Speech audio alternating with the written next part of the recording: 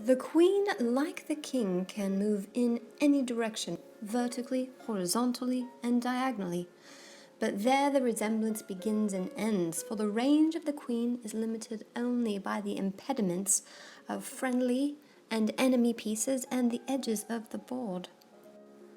The queen is the most powerful piece on the board. She is indeed stronger than a combination of several hostile pieces, such is the breadth of her power. The queen can move in any one of 8 directions here. Each arrow indicates a possible destination, and here the queen has no less than 27 possible moves.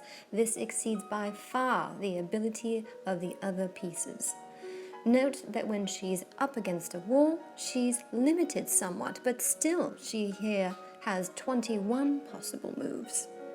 Now in this situation, the white's pieces have cut down the queen's ability to move, but still she's got 12 moves.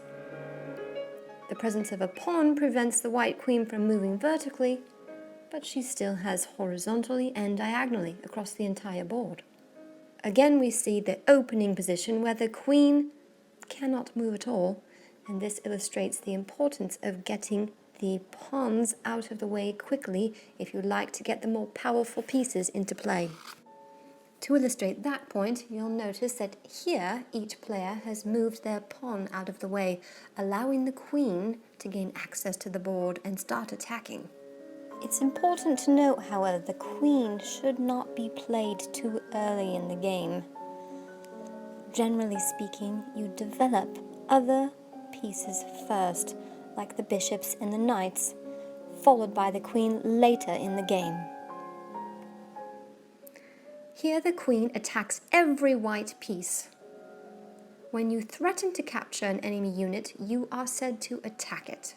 So now the queen will attack the rook. Excellent. Here the queen has captured one of the bishops. And now the queen has captured one of the knights. So you get the gist of it. Let's move on to the rook.